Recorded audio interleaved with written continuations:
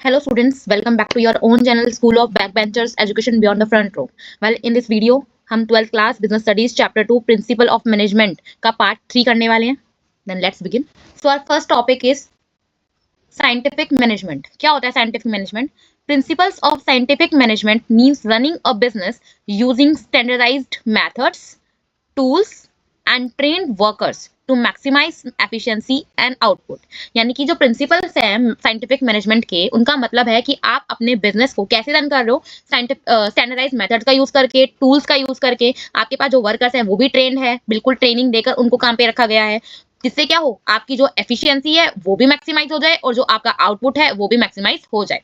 ये क्या करता है, ये फोकस करता है scientific management finding the best way to complete the task while reducing waste and cost. तो एक ऐसा तरीका ढूंढने पर फोकस करता है जिससे आपके जो टास्क है वो तो कंप्लीट हो बेस्ट मैनर में, आपका वेस्ट भी रिड्यूस हो जाए और आपकी कॉस्ट भी रिड्यूस हो जाए. बात करते हैं FW टेलर की. ये कौन है? जैसे हेनरी फ्योल थे, जिनके प्रिंसिपल्स हमने पढ़े हैं 14 अब लास्ट वीडियो के अंदर, वैसे ही FW टेलर ने भी अपने साइंटिफिक मैनेजमेंट के कुछ प्रिंसिपल दिए हैं. तो पहले उनकी साइंटिफिक मैनेजमेंट की बात करते हैं. इन्होंने डेफिनेशन क्या दी है? इन्होंने बोला knowing exactly what need to be done. आपको एग्जैक्टली पता होना कि करना क्या है, ताकि आपका काम जो है वो बेस्ट तरीके से हो और चीपेस्ट वेस्ट में हो. ठीक है, आपका काम एफिशिएंट मैनर में हो. ठीक है, साथ साथ आपको सबसे सस्ता भी पड़े. तो यहाँ पर साइंटिफिक मैनेजमेंट के टेलर ने 4 तरीके के हमें प्रिंसिपल्स दिए हैं. तो पहले बात करते हैं, पहला प्रिंसिपल है हमारा science not rule of thumb. यहाँ पे बात करनी है साइंस की, रूल ऑफ थंब की बात नहीं करनी. रूल ऑफ थंब जो था वो क्या था? एक जर्नल या ट्रेडिशनल मेथड था, एक्सपीरियंसेस के बेस पर, इंस्टीट्यूशंस के बेस पर और एस्टिमेशन के बेस पर. तुक्का लगाना, एक तरह से आप डिसीजन लेने के लिए तुक्के लगा रहे हो, ना कि आप एक नापा तोला तरीका साइंटिफिक एनालाइज करके उस चीज को कर रहे हो. It is often not precise but provide a rough guideline for decision making. तो एक एग्जैक्ट आपको डिसीजन मेकिंग करने के लिए तरीका नहीं बताएगा, रफ गाइडलाइन जरूर आपको प्रोवाइड करता है. जैसे कि एग्जांपल लेते हैं, एक कारपेंटर जो है मेजर करता है वुड को कैसे, अपने हाथ का यूज करके, इंस्टेड ऑफ रूलर का यूज नहीं कर रहा, वो हाथ से यूज कर रहा है. हल्का फुल्का उसको अंदाजा तो हो जाएगा, पर एग्जैक्ट मैनर के अंदर उसको पता नहीं चल पाएगा कि कितना उसने मेजर किया था. ठीक है, तो यहाँ पे हमें रूल ऑफ थंब का यूज नहीं करना, हमें साइंस का यूज करना है. Use scientific method to improve work efficiency instead of guess work नहीं चलेगा. फिर बात करते हैं सेकंड प्रिंसिपल की, जो कि हार्मनी नॉट डिस्कॉर्ड. डिस्कॉर्ड नहीं करना, हार्मोनी करनी है. डिस्कॉर्ड का मीनिंग क्या होता है? डिस्कॉर्ड का मीनिंग होता है कॉन्फ्लिक्ट्स होना, डिसएग्रीमेंट्स होना, लैक ऑफ हार्मनी होना लोगों के बीच में, एम्प्लॉयज के बीच में. जबकि हार्मोनी का मतलब क्या होता है? पीस इस्टेब्लिश करना, एम्प्लॉयज के बीच में कोऑपरेशन करना, म्यूचुअल अंडरस्टैंडिंग करना. ठीक है, ताकि टीम वर्क जो हो वो स्मूथली रन करे.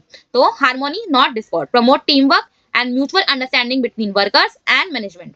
देन क्या है? Cooperation not individualism. Management and workers should work together. Management को और वर्कर्स को एक साथ मिलकर काम करना है और गुड आइडियाज जो देते हैं, जो कंट्रीब्यूट कर रहे हैं, उनको रिवॉर्ड किया जाना चाहिए.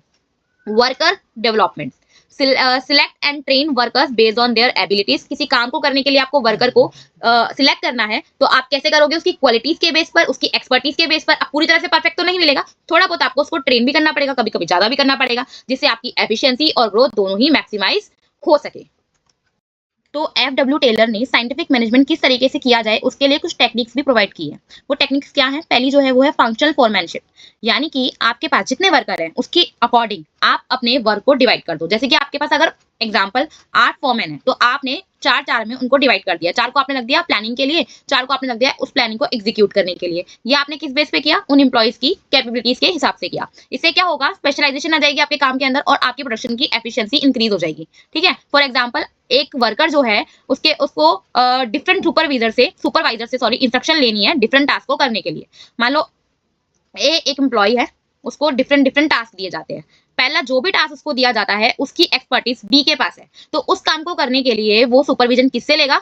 बी से लेगा. इंस्ट्रक्शन किससे लेगा? बी से लेगा. दूसरा टास्क उसको जो दिया जाता है उसकी जो एक्सपर्टीज है वो किसके पास है? सी के पास. तो इसलिए उस टास्क को करने के लिए वो इंस्ट्रक्शन किससे लेगा? सी से लेगा. और तीसरा टास्क जो उसको दिया जाता है उस काम को करने के लिए उसकी एक्सपर्टीज डी के पास है, तो उसके लिए इंस्ट्रक्शन वो डी से लेगा. एक ही टाइम पे सारे टास्क नहीं करेगा, ऑब्वियसली एक एक करके करेगा, लेकिन जो डिफरेंट टास्क उसको दिए जा रहे हैं वो जो भी एक्सपर्ट है उनके सुपरविजन के अंदर रह के वो काम वो कर सकता है. इससे क्या होगा? स्पेशलाइजेशन आ जाएगी उसके काम के अंदर और उसको ट्रेनिंग भी मिल जाएगी एक तरह से, और एफिशिएंसी भी प्रोडक्शन की बढ़ जाएगी. नेक्स्ट बात करते हैं हम standardisation and simplification of work. यहाँ पे स्टैंडर्डाइजेशन का मतलब क्या है, एक बेंचमार्क सेट करना प्रोडक्ट्स के लिए और प्रोसेस के लिए कि आपको इस क्वालिटी का काम चाहिए, ठीक है, आपने ये बेंचमार्क सेट कर दिया। और सिंप्लीफिकेशन क्या है कि वेराइटीज जो है फालतू की है, अननेसेसरी है, उनको रिमूव कर देना जिससे कॉस्ट रिड्यूस हो जाए। फॉर एग्जांपल एक मोबाइल कंपनी जो है उसके पास 3 तरह के ब्रांड है, B, A, B, C। अब ए में कुछ क्वालिटी थी, सबसे पहला प्रोडक्ट उसका यही था, ये सेकंड प्रोडक्ट था उसका, और ये उसका थर्ड प्रोडक्ट था। इसमें कुछ वैरायटीज थी, इसमें कुछ वैरायटीज थी, इस लगभग इन दोनों की जो कॉस्ट है वो आसपास ही है। अब उसने एक नया ब्रांड निकाला C, ठीक है, नया मोबाइल निकाला उसने। अब इसके अंदर ए वाली क्वालिटीज भी है, इसमें बी वाली क्वालिटीज भी है, और ये लगभग सेम ही कॉस्ट का पड़ रहा है जितने का ए और बी उसको पड़ रहे थे। तो अब वो अननेसेसरी इस पे खर्चा क्यों करे, इस पे काम क्यों करे, वो सिर्फ सी बनाएगा, सी वाला प्रोडक्ट बनाएगा और सारा फोकस अपना उसी पर लगाएगा। तो अननेसेसरी मॉडल जो है उसके लिमिटेड मॉडल्स पे काम करेगा वो सी वाले पे, और अननेसेसरी वालों पे उनको रिमूव कर देगा। इससे क्या होगा, उसकी एफिशिएंसी भी इंप्रूव हो जाएगी, ठीक है। नेक्स्ट है हमारा मेथड स्टडी। तो किसी पर्टिकुलर टास्क को करने के लिए एक बेस्ट वे फाइंड करना, वो कैसे हो सकता है, एक्सपीरियंस के बेस पे हो सकता है, ऑब्जर्वेशन के बेस पर हो सकता है, ठीक है, पुरानी जो गलतियां हुई हैं उनको ध्यान में रखते हुए हो सकता है कि ये चीजें नहीं रिपीट करनी है, इससे कॉस्ट बढ़ती है या इससे कॉस्ट घटती है। उसके बेस पर आप एक बेस्ट तरीका ढूंढिए जिससे आपके टास्क को परफॉर्म किया जा सके, ठीक है। हेल्प करेगा, इससे आपकी लेआउट भी इंप्रूव होगा, डिजाइन भी इंप्रूव होगा, प्रोसेस भी इंप्रूव होगी। आप एग्जांपल लेते हैं कि एक क्लाउड किचन खोला किसी ने, अब उसको पता है कि कुछ चीजें उसकी ऐसी हैं जो उसकी रेयरली यूज होती हैं और कुछ बहुत फ्रिक्वेंटली यूज होती हैं, कुछ सामान ऐसा है, तो उसके जो भी ऑर्डर आते होंगे तो वो ज्यादातर जो ऑर्डर आते होंगे उसकी चीजें जो इंग्रेडिएंट है वो ज्यादा यूज होते होंगे, और जो बहुत ही कम आते होंगे उसके रेयरली इंग्रेडिएंट यूज होते होंगे। तो वो क्या करेगा, अपने किचन को इस तरह से रीडिजाइन कर सकता है कि जो चीजें उसको बार बार यूज होती है, फ्रिक्वेंटली यूज होती हैं, उसको वो अपने एक्सेस में रखेगा आसपास, ठीक है, और जो उसको बहुत ही रेयरली यूज होती है उसको वो दूर दूर रख सकता है, जहाँ पे उसको बार बार इधर से उधर घूमना नहीं पड़ेगा। इससे उसका टाइम वेस्ट नहीं होगा, उसका कॉस्ट भी कम हो जाएगा, सॉरी उसका टाइम इससे कम हो जाएगा बनाने में। नेक्स्ट है हमारा मोशन स्टडी। मोशन स्टडी कहता है वर्कर की मूवमेंट को एनालाइज करो और जो वेस्टफुल रिएक्शन हो सकते हैं, सॉरी वेस्टफुल एक्शंस हो सकते हैं, उनको एलिमिनेट कर दो। यानी कि आपने एक बारी टास्क दे दिया अपने सबऑर्डिनेट को, ठीक है, तो अब ये थोड़ी ना है कि आपने उसको टाइम दिया, तुम्हें इतने टाइम में इसको कंप्लीट करना है, आप टाइम पे जाकर इसको चेक करोगे क्या करा है क्या नहीं करा।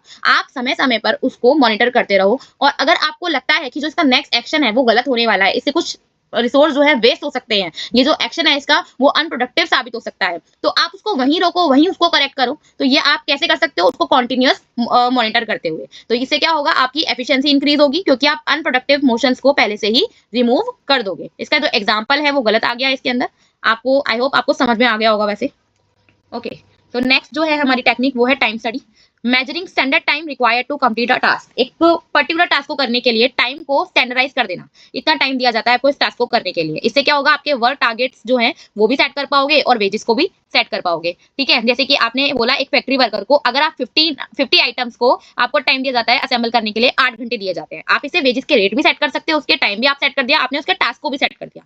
नेक्स्ट फैटिग स्टडी, यानी कि deciding the rest intervals needed for workers to maintain productivity. आप किसी पर्टिकुलर वर्कर से कंटिन्यूअसली काम करवाओगे, ऑफिस ऑब्वियसली वो मशीन नहीं है, वो एक ह्यूमन है, तो उसको भी रेस्ट करने के लिए टाइम चाहिए, वो ठीक तरह से काम नहीं कर पाएगा। तो बीच बीच में आप उनके रेस्ट इंटरवल्स को डिसाइड करो कि कितनी प्रोडक्टिविटी को मेंटेन, उसकी प्रोडक्टिविटी को मेंटेन करने के लिए कितना उसको रेस्ट का टाइम दिया जाए। तो इससे क्या होगा, एग्जॉस्शन जो है उसकी वो प्रिवेंट होगी और इनएफिशिएंसी जो है वो प्रिवेंट होगी। फॉर एग्जांपल एक कॉल सेंटर के अंदर बीच बीच में हर 2 घंटे में 10 मिनट का ब्रेक दिया जाता है वर्कर्स को रेस्ट लेने के लिए। फिर है डिफरेंशियल पीस वेज सिस्टम, यानी कि higher wages for efficient worker and lower wages for less productive once.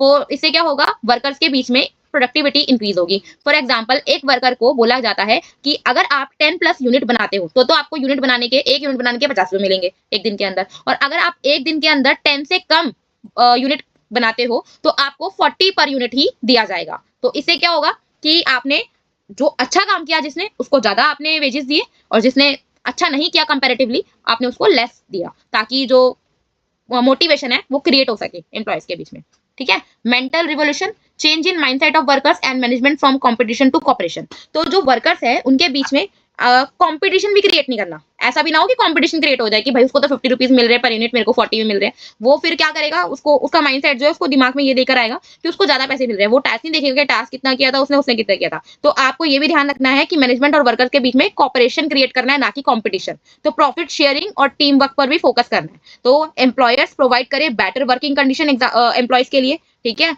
और जिससे क्या होगा, वर्कर्स जो होंगे वो लॉयल्टी भी दिखाएंगे और डेडिकेशन भी दिखाएंगे अपने काम को करने के लिए। ओके गाइस, टेलर ने जो हमें प्रिंसिपल दिए हैं साइंटिफिक मैनेजमेंट के, उसके बेस पर ये कुछ क्वेश्चंस हैं। अगेन इनको पढ़िए, समझिए, आंसर कमेंट में लिखिए। कोई कंफ्यूजन है तो भी आप कमेंट में लिख सकते हो। ठीक है, मिलते हैं नेक्स्ट वीडियो में, तब तक के लिए